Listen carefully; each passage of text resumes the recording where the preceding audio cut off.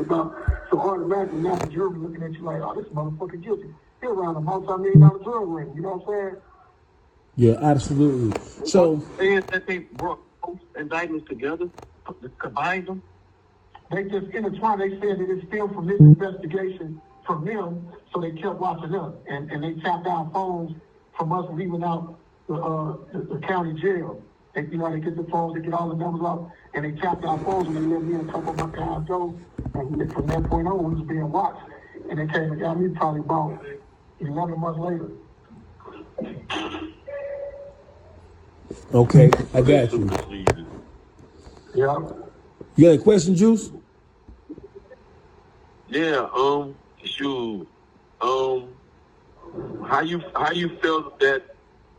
Where you felt the discretion come in with Cuffy and Meech at then? You said it was all good before this case? Yeah, there's no discrepancy. It's just it came in because Meech allowed Tammy, which I believe that they had a meeting of the minds because Kate no bitch go and put some smut on my name, and I don't check her about it. So him and Meech and Tammy had to have a meeting of the minds to do what they did. So that's the discrepancy. But it's nothing, no hard drawn out shit. And that's why I was trying to tell Dogface before I did the interview. We're not gonna make this no Detroit and St. Louis thing. This is a real nigga thing. This is a real nigga situation. And if the real gonna represent the real, that's what you gotta stand on. And that's what I was trying to tell 42 Digg. Like, you keep on talking about some you rolling with Detroit to this. No, rolling was real because nigga, you got snitches everywhere. You just got a snitch in every city, in every organization is gonna be a rat. Right. So nigga, here's to the facts. Nigga, look at the facts and fill in the gaps from there. Stop being naive and just basically want to be a dick rider. I ain't with that shit, man. You know, call us if it was Cuff, I'll be the same way, my nigga. You was on the phone with Digg and Meech at the same time, right? Yeah, I was on the phone with both of them. And how did that go? Let us know what you let Digg know again. Before Digg, in front of Meech.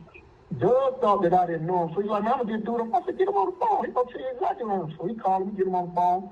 And I'm asking Meech, like, what's up, dog? Like, what's going on? Like, how you let this shit go on with him? He's like, what you talking about? I said, you know exactly what I'm talking about. How when you found out when Cuffy asked for your help, sent you the affidavit to subpoena you to come help him, you didn't sign it. Like, why you leave him on stuck? But this bitch was steady coming to visit you and everything. You ain't got word that she was working. That's why I'm telling her, like, how could you continue to fuck with somebody who burned your man?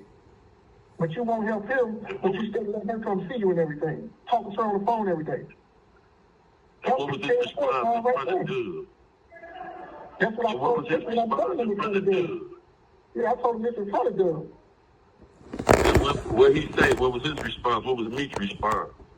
He said, man, he said some old shit, man. I gotta listen back to the audio. Some old shit like, what am I talking about? Man, I said, you know exactly what I'm talking about, nigga. What you mean, what am I talking about? You know exactly what I'm talking about. Stop acting like you stupid, man. And we had a few more words. I said a few more facts, and he hung up. So Big Meech ended the phone call? Huh? Who? Big Meech ended the phone call? Big Meech hung up on us. Well, I stayed on with Digg for about another minute. I said, you see what I'm saying?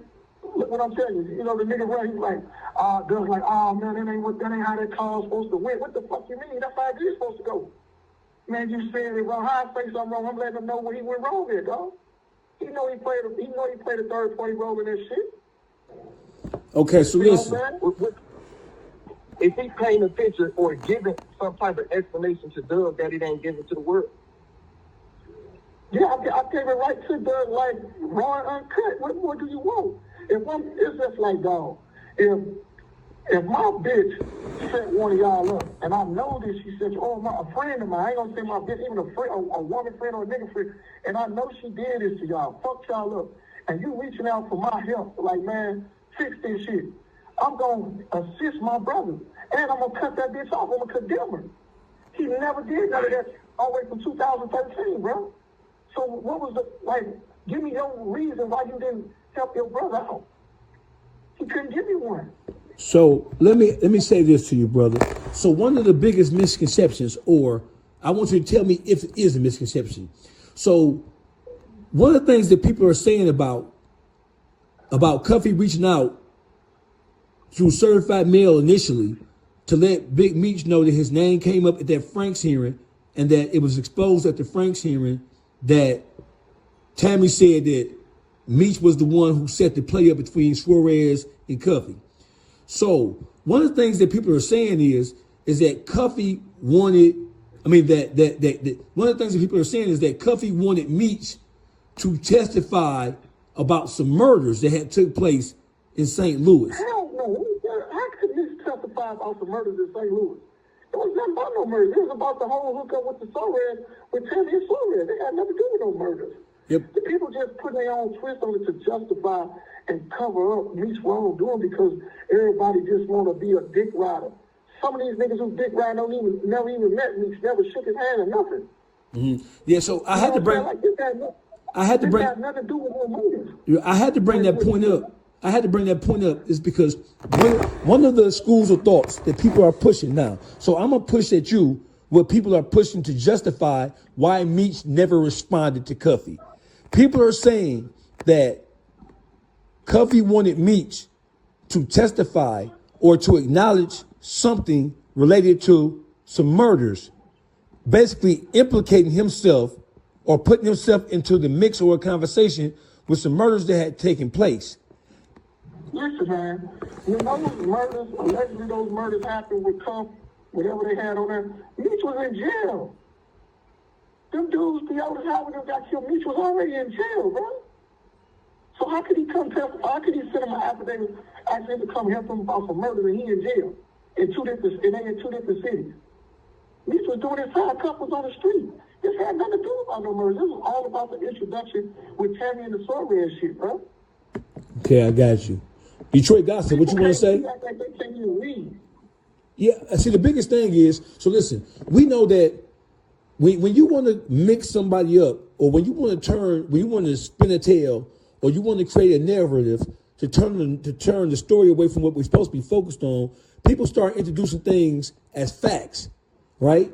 People start to say things and mix things in that are not true for the sole purpose of trying to create some dissension or trying to create a cloud so that it's all mixed up now. Did you ever meet Tammy in your journeys?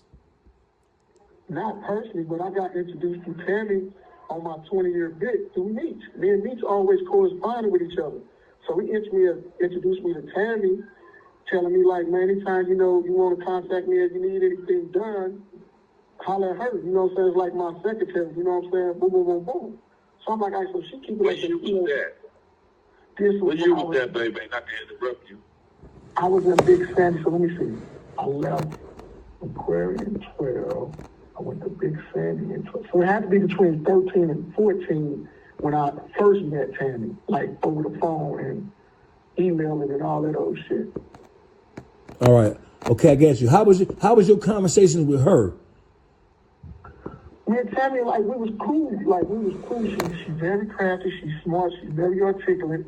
You know what I'm saying? She sounded to me, because she was supposed to come see me, but she never did. That's when all this stuff started surfacing. She just seemed like a good person because her mother stayed with her. She had a daughter, something like that. She's a good person. She got her mother staying with her, going to work every day. I never would imagine, even when Cuff first said it, man, I say, this can't be true. Like, I thought Uncle was delusional or something.